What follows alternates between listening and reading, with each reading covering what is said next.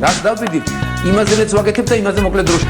შეიძლება მართლაც ევროპაც გავავოცოთ. Поздравляю весь личный состав. კარგი მანევრია ძალიან. დიაბოლოვაში გადაცემაა. გამარჯობა. ვაშა გადაცემა ისევ თქვენთანაა თენგიზ გოგუტიშვილთან ერთად და ისევ ვაშა. რუბრიკაში პრო-ჭორვილური ქრონიკები დღესაც უდიდესი კონკურენციაა. არც კი ვიცი რა არის უფრო მნიშვნელოვანი ინფორმაცია და რით დავიწყო. დავიწყებ მედიით, რომელიც ბრძოლის წინა ხაზზე კვდება, მაგრამ არ ნებდება. ქართულ მედია სამყაროში ორი დიდი სიახლეა. პირველია ცენზურა, სხვა სახელი ამ მაბავს არ აქვს. ტელევიზიებს, რომლებიც ყელში ყავს გაჩხერილი ბორინკა რადნოის, აეგზალებათ კონკრეტული სიტყვებისა და სიტყვა ჩეხამებების გამოყენება. ხელისუფლების გადაწყვეტილებით, რომლის გატარებაც კომუნიკაციების მარეგულირებელ კომისიას დაევალება, მთავარი არხი, ასადაა. ფორმულა და ტევ პირველი ვეღარ იტყვიან, რომ ივანაშვილმა დაამყარა რეჟიმი, რომ პარლამენტი არალეგიტიმურია, რომ არსებობენ რეჟიმის პატიმრები, ან პოლიტიკური პატიმრები, და რომ ქვეყანას მართავს ოლიგარქი. საბოლოო ჯამში, ოლიგარქი ივანაშვილის არალეგიტიმური, რუსული, დამნაშავე რეჟიმი ნებისმიერი მედიის დასახურად ემზადება, რომელიც უარს ამბობს გახდეს კოლექტიური იმედი. მაგრამ სიტყვის თავისუფლების ნაკლებობას მაინც ვერ იგრძნობთ. ვერ უნდა იგრძნოთ, რა კი რეჟიმი პარალელურად მედიის გამრავალფეროვნებაზე მუშაობს. და აქ ამბავი მეორე, მაგარი ამბავი. კომუნიკაციების მარეგულირებელმა კომისიამ, რომლის თავმჯდომარეს რუსის ოლიგარქი ივანაშვილის ბიზნეს პარტნიორია, რა დამთხოვა ხო? რუსული მაუწყებლობის ლიცენზია მისცა სეზონი ტივის, რა დამთხოვა ხო? სეზონი ტივიც საერთოდ. მოგესალმებით, ფასო ტელემაყურებლებო. უფრო მოგიტყა დედის ტრაკი. ეს არის მაუწყებლობა, რომელიც გორში დაარსა ყოფილმა ჩემპიონმა მოკრივემ გიორგი კანდელაკმა. კანდელაკის სიმპათია, ანტიპათიებისა და პოლიტიკური გემოვნების ამბავი თუ არ იცით, თვალი გადაავლეს მის სტუდიის ტურებს და ყველაფერს მიხვდებით. ქოცურ პუტინის ტურ, სტალინის ტურ, შევარდნაძის ტურ რაღაც აჯაბსანდალი. ხო და რა გასაკვირია, რომ ამ აჯაბსანდალს თავისმა აუდიტორიამ მოუჭირა და სამანების გარღვევა გაფართოება მოინდომა. შეზღუდული რაოდენობით ყავს წარმოდგენილი ჩვენ რუსეთში ჩვენი ლობი, ცდილობენ რომ რაღაც ქართული საქმე გააკეთო და ერთ-ერთი ეს იყო ნამდვილად ქართული საქმე.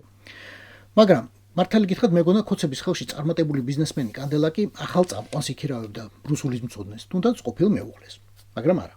რუსულადაც ის კაცი ამეთყოდა, ვინც ქართულსაც მაინც და მაინც კარგად ვერ ახერხებს. Შეგიძლიათ თავად მოусმინოთ. Добрый вечер, дорогие друзья. В эфире итоговая передача недели. Сегодня мы поговорим о интересных событиях, которые происходили в Грузии, во всем мире. В сегодняшнем передаче мы поговорим о грузийско-белорусских отношениях и о ситуации в мире. В первую очередь мне хотелось бы начать нашу беседу от той информации, которую я знаю, что у вас очень актуальна, о поздравлении нашего президента Михаила Кавелашвили Александру Григорьевичу Лукашенко, потому что вот если бы не Кавелашвили, этот шаг не был бы предпринят, потому что Саломе Зурабишвили, наверное, не поздравил бы Лукашенко, потому что он под влиянием Запада. თავიდანვე მადლობა ბატონო ნიკოლოს, რომ ასეთი ფასეული ინფორმაცია მოგვაწოდეთ. თურმე მიხეილ ყაშვილი ლუკაშენკოს ჩატარებულ არჩევნებს ცნობს და გამარჯვებას ულოცავს. სხვა აბა როგორ იქნებოდა? შენიშნო, პროგრამა თებერვლისაა, როდესაც სეზონი ტევ რუსულად ეთერში კანონის დარღვევით გადიოდა. ანუ იმ მომენტში მოქმედი ლიცენზიის დარღვევით. მაგრამ ახლა უკვე ლიცენზიით ხელში აღმოჩნდა, რომ მაინც არ ღვევს კანონს. კოლეგებო, თქვენ რუსულად მოუწყებლობის ლიცენზია მოგცეს და ეგ რა ენაა თქვენ რო საუბრობთ?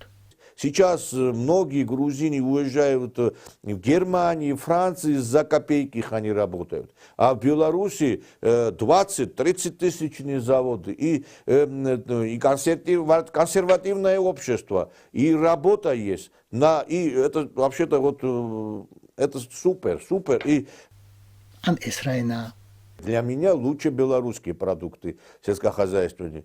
И это, наверное, благодаря Александру Григорьевичу, потому что я вот смотрел видео, как он ходит там в заводах, фабриках, там, где коровы, свиньи, и говорит, вот как это все у вас. И лично сам ходит, чтобы все было бы аккуратно, хорошо, и сам руководит всеми вот этими вопросами. И потому и высокие качества, вот как в Советском Союзе.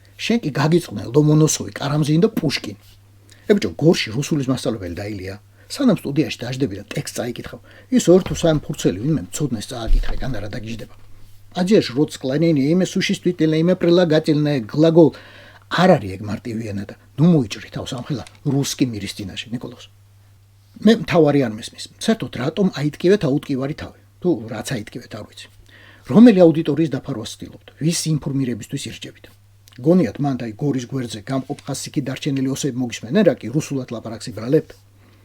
ერთი რომ იმ იდეებს რომელთაც თქვენ ემსახურებით ეგოსები ტელევიზორში ნამდვილი აი გამართული რუსულით მოსაუბრე სალავიოვებისგან და სიმონიანებისგან ისმენენ. და მეორე მართულ ხარტებს იქი დარჩენილმა ოსებმა ქართული თქვენს რუსულზე კარგად იციან და გამოგიტყდებით ხანდახან თქვენს ქართულზე კარგადაც. ასე რომ თქვენს ყურებასა და მოსმენას თუ გადაწყვეტენ, ქართულსაც მშვენივრად გაიგებენ. ხო და ნურც თავს იწოლებთ და ნურც მაყურებელს აწოლებთ. თქვენთვის არამშობლიური რუსულით გეტყვით. Не можешь срать, не мучай жопу. შეარაკაცო შე მათლა ქათამაძე შენა შეარაკაცო შენა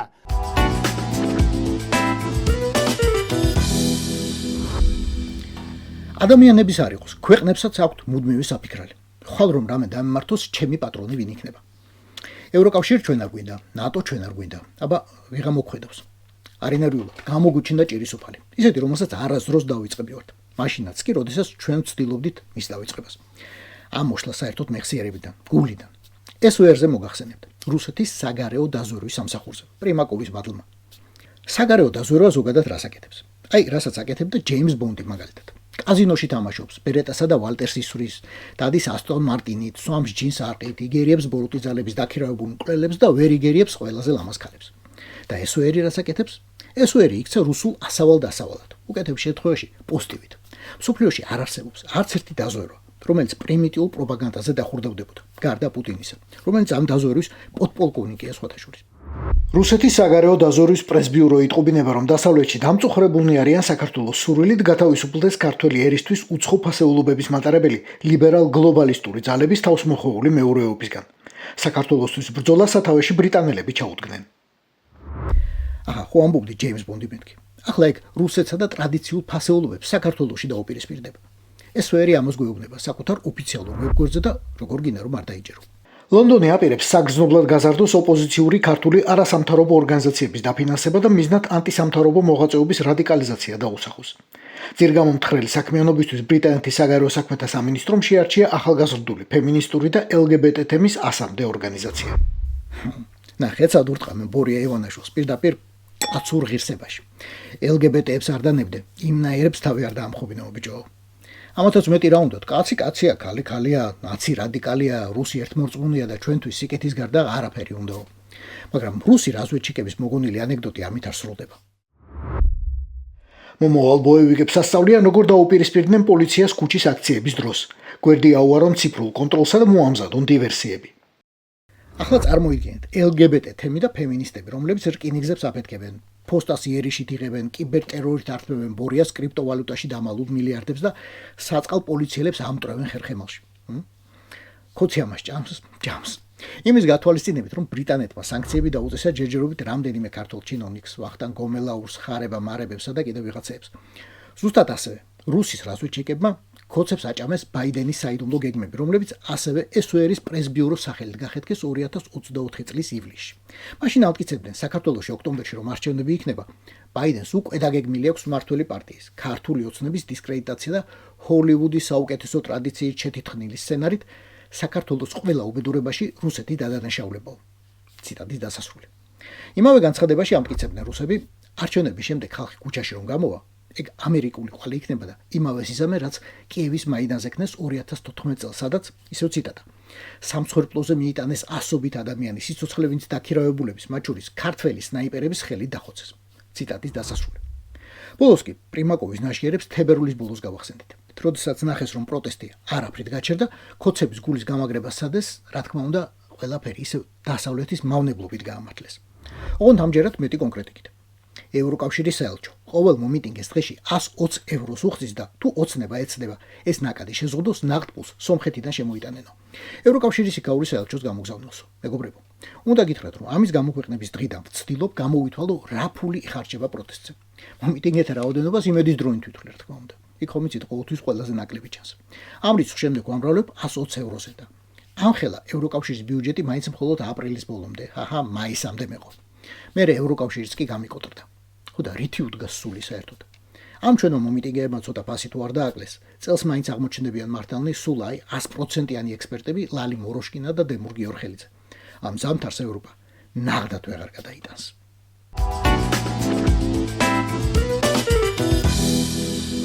პროჭორვილთა ბანაკში დიდი გნიასია. ამერიკის ელჩი მოვინალეთო.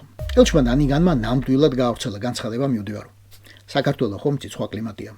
ევროკავშირის ელჩმა ჰარცელმა მაშინ როცა ვეღარ გაგვიძოლო თქვა ფიზიკურად გამოვიფიდეო. ახლა შეერთებული შტატების ელჩის ფაქტიურად იმავეს გვეუბნება პენსიაზე გავდივარო. რა დროს მაგის პენსია ახალგაზრდა ქალია, მაგრამ ასე გადაუწყვეტია და ეთქობა ჩათვალა რომ ახალ ადმინისტრაციასთან ვეღარ იმუშავებს. ისე რამდენი ხანი დავეძახოთ ახალი. მოკლედ ვერ შეძლებდა და გაცლას ჯობდა. ელჩი ქვეყნისაა, რა თქმა უნდა, მაგრამ მას მაინც პრეზიდენტი ნიშნავს ხოლმე და პარტიული კუთვნილება ხშირად მნიშვნელოვანია. მით უფრო დღევანდელ ამერიკაში. ყველას მაშინვე გაახსენდა ბრიჯიტ ბრინკი, რომელიც ცოტა ხნის წინ უკრაინაში ელჩობიდან გადადგა და მაშინ პირდაპირ თქვა: ვერ გავატარე ტრამპის პოლიტიკა, რომელიც მსხვერპლს, ანუ უკრაინას ადანაშაულებდაო. ბრინკი თუ გახსოვთ, საქართველოში 2018 წელს ელჩობაზე იყო წარდგენილი და ქოცებმა იქამდე წარმოუდგენელი ამბავი ქნეს. ამერიკის ელჩი არ შემოუშვეს. ხოც კი იყო თავხედობა უარი ეთქვა და ტრამპს პირველ ვადაში როგორ იყო მოთმინება, ან როგორ არ იყო თავმოყარეობა თავისი გაეტანა დღემდე ამოუხსნელია. მერე ბრინკი უკვე ბაიდენმა დანიშნა უკრაინაში, ქალმა 3 წელი იომა და ბოლოს გადადგა. ოღონდ არც ის იყო პირველი. პირველი გახდა მეგ უიტმენი, ელჩი კენიაში, რომელმაც გადადგომის განცხადება ტრამპის გამარჯვებისთანავე დაწერა. იგივე ექნა მარკ ბრჟეჟინსკი, ელჩმა პოლონეთში. ხვდებით ალბათ ვისი გორისაა და ვისი შვილია. ტრამპის ინაუგურაციას არ დაელოდა როიბენ ბრიჯტი, ელჩი სამხრეთ აფრიკაში და გადადგომა ჯერ კიდევ მოქმედ პრეზიდენტ ბაიდენს თხოვა. ეს რამდენიმე თვის მონაგარია, უფრო ზუსტად დანაკარგი. ოღონდ არ ახალია. ელჩები თანამდებობებს ტრამპის პირველ ვადაში სტოვებდნენ. ჯეიმს მელვილი, ელჩი ესტონეთში, გადადგა როცა ტრამპმა დაიწყო ევროპელი მოკავშირეების, ნატოს, ევროკავშირის ლანძღვა კრიტიკა. ჯონ ფილი, ელჩი პანამაში წავიდა, აღარ შემიძლია ტრამპთან მუშაობაო. იქამდე კი ელიზაბეთ შეკელფორდი, ელჩი სომალიში გადადგა, ჩემი ხელისუფლება ადამიანის უფლებებს არასაკმარისად იცავს. 2019 წელს გადადგა ჯონ ჰანსმენი, ელჩი რუსეთში, გადადგა დევიდ რენკი, ელჩი ჩინეთში. 2018-ში კი გამოიფიტა ნიკ ჰაილი, შეერთებული შტატების წარმომადგენელი გაეროში. ახლა რა იქნება? უფრო ზუსტად ვინ იქნება? თავს ვერ დავდებ, მაგრამ მე ერთი კანდიდატი მყავს და ალბათ მის აგრემანს კოცები არ გააჭიანურებენ. რა კი ევროკავშირში ელჩობა აღარ გამოდის, იქ ტრამპმა ენდრიუ პაზდერი წარადგინა. იქნებ საქართველოს ელჩობაზე დავითანხმოთ როგორმე ჩვენ დიდი მეგობარი და გულშემატკივარი. თუ ვინმე ყავხართ მყარებელი, სთხოვეთ. სენატში დამტკიცებაზე მაინც ჩაიცვას რამე დახურული ფეხსმელი, თორე გული მეწურებოდა. ჯერ საქართველოში, მერე კი რუსეთის ყინვაშო ჩაბაკუნდა რაღაც თითებ გამოჩრილი პოლსაპოშკებით. აქეთაც იცივები დაიჭირა კიმბერლი ჩემო და მიხედე თავს, არ გაგვიცივდე. მოხების ხალოთინაო ასწავლე შენი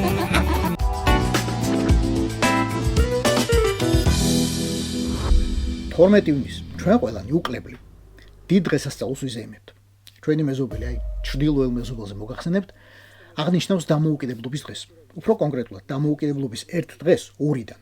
Кто за то, чтобы в целом принять декларацию, прошу голосовать. 12 ივნისს რასაც ეიმობს, იმას რუსეთის დღე ეწოდება და აღნიშნავს თარიღს, როდესაც სხვა საბჭოთა რესპუბლიკის მიბაძა და დამოუკიდებლობის დეკლარაცია მიიღო 1990 წელს. მეორე დღე კი აღინიშნება 4 ნოემბერს და მას რუსეთის ეროვნული ერთიანობის დღე ეწოდება. მოსკოვის გათავისუფლების აღსანიშნავად პოლონელებისგან 1612 წელს. ისე რა საინტერესოა, ნახევარი დედამიწა ჩვენი თამადობით რუსეთისგან გათავისუფლებას ეიმობს და რუსის ეიმობს პოლონელებისგან გათავისუფლებას. ეს პოლონეთი ყოფილა რაც ყოფილა ძმაო. ოღონდ ახლა პოლონელებს ამბობს არ იკითხავთ. ეგენც აღნიშნავენ დამოუკიდებლობის დღეს ზუსტად 1 კვირის განსხვავებით 11 ნოემბერს, როდესაც 1918 წელს მოიპოვეს ერთდროულად დამოუკიდებლობა გერმანიისგან, ავსტრო-უნგრეთისგან და რუსეთისგან. მოკლედ უცნაური რამაა ისტორია. მით უმეტეს რუსეთისნაირი ქვეყნისა, რომლის მთელი ისტორია ყალბია. დამოუკიდებლობის 2 დღე აქვს ქვეყანას, რომელიც მუდმივად მონობაში ცხოვრობდა და თავისუფალი არ ყოფილა არასდროს. ამიტომ მუდმივად ცდილობდა გარშემო ყველას დამონებას. ხოდა უსურვოთ სამყაროს ამ კიბოსგან განკურნება და რუსეთის დაბრუნება მოსკოვის სამთავროს არაჩვეულებრივ ისტორიულ საზღვრებში.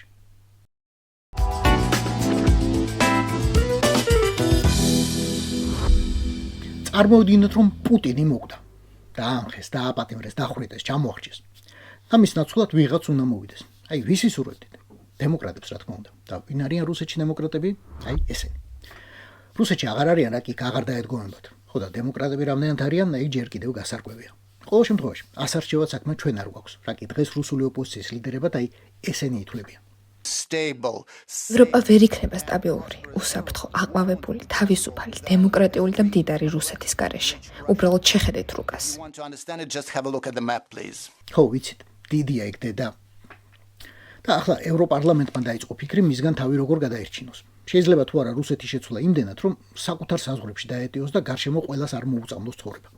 Russia should understand that it's an integral part of Europe. რუსეთმა უნდა გაიგოს, რომ ევროპის ნაწილია.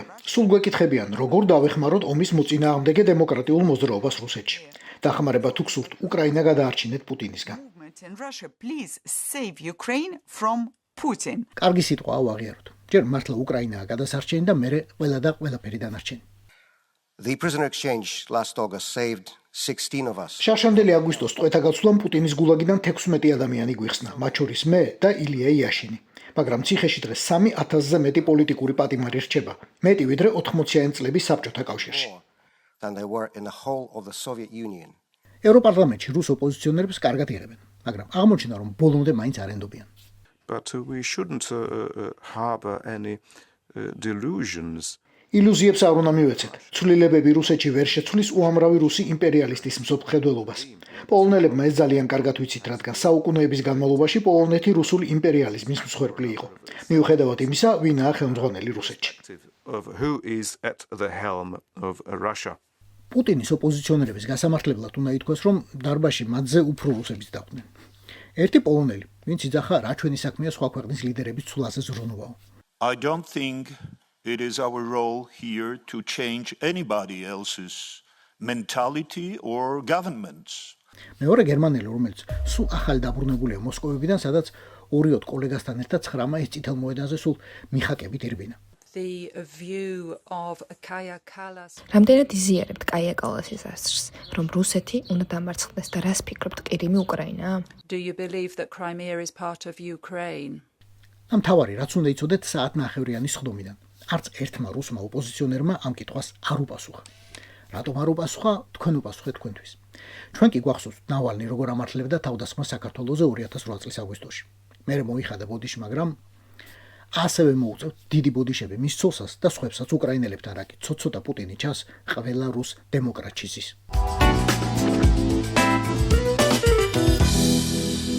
რამდენიმე დღე ვიფიქრე, ღირდა თუ არა. მივხვდი რომ ღირდა. ღირს. მეც უნდა გავაცილო ნატო ევროკავშირის საინფორმაციო ცენტრი.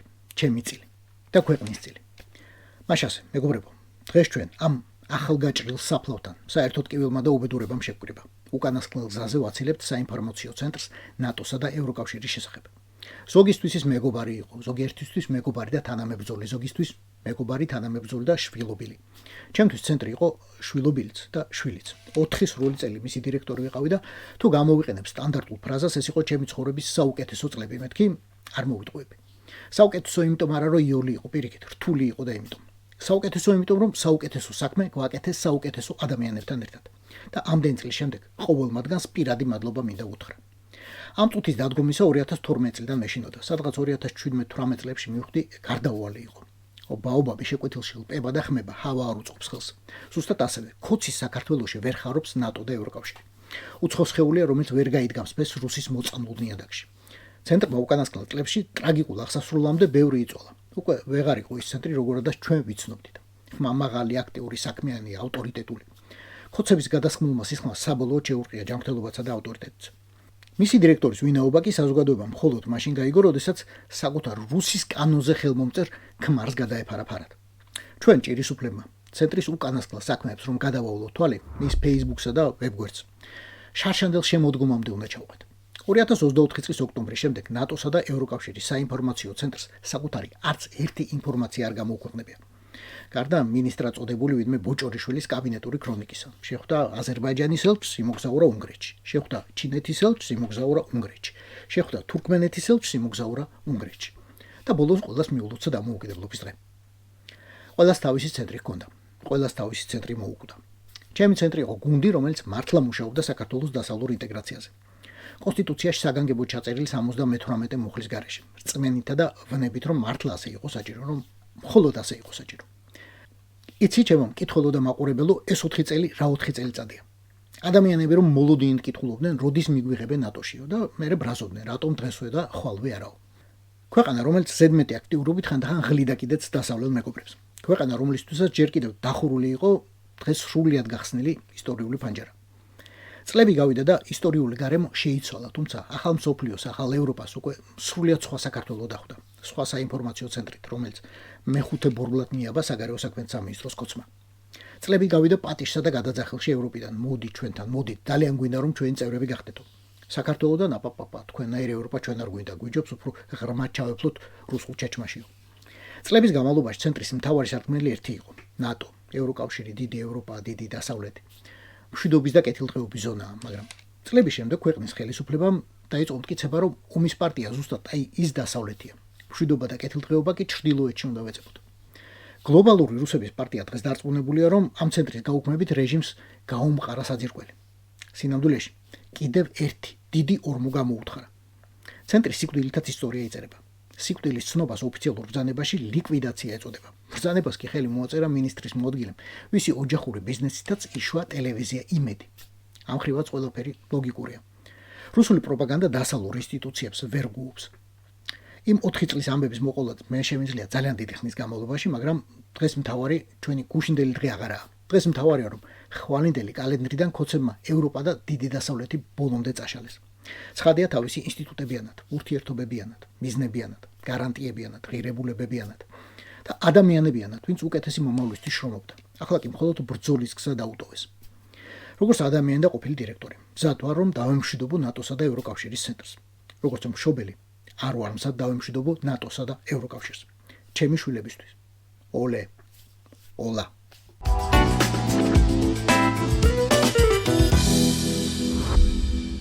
ვაშა გადაცემის ყოველი გამოშვება ტრადიციულად ხომ უნდა დავამთავროთ სპორტის სიახლეებით.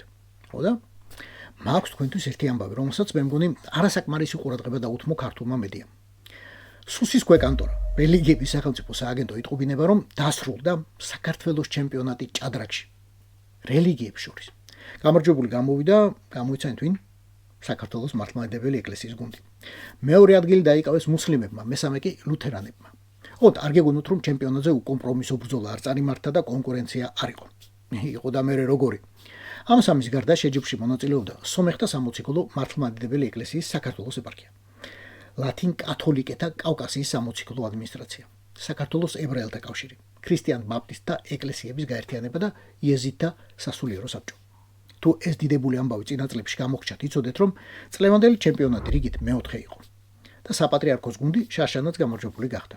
აი, შარშან წინ და იმის წინ კი მოიგეს მუსლიმებმა, რისთვისაც გადაეცათ თასი, სიგელები და არაფულადი პრიზები. სუსი აბა ფულს ვისმისცემდა. მაგრამ მე მაინც მგონია, რომ ეს ამბავი ჩაწყობილია. ერთი იმიტომ, რომ რელიგიების სააგენტო სუსის ქვედანაყოფია და მისი ერთადერთი ფუნქცია კონფესიების კონტროლია.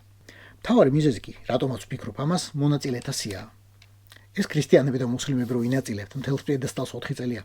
აბა ერთხელ ინდუისტები დაუშვით ტურნირზე, ვინც ჭადრაკი გამოიგონდა და მერე ვნახოთ თქვენი ჭახუმი დაფაზე. ეს იყო პროჭორილური ამბების დღევანდელი მიმოხილვა თენგიზ გოგოტიშვილთან ერთად. არ გამოგჩეთ, ვაშა გადაცემის არც ერთი გამოშვება არ გამოგჩეთ. უყურეთ, გამოიწერეთ, მოიწონეთ. რაც დავდივით, იმაზეც ვაგეთებ და იმაზე მოკლედ დროში. შეიძლება მართლაც ევროპას გავავოთ. Поздравляю весь личный состав. კარგი მანევრია ძალიან. დიაბოლოვაში გადაცემდა.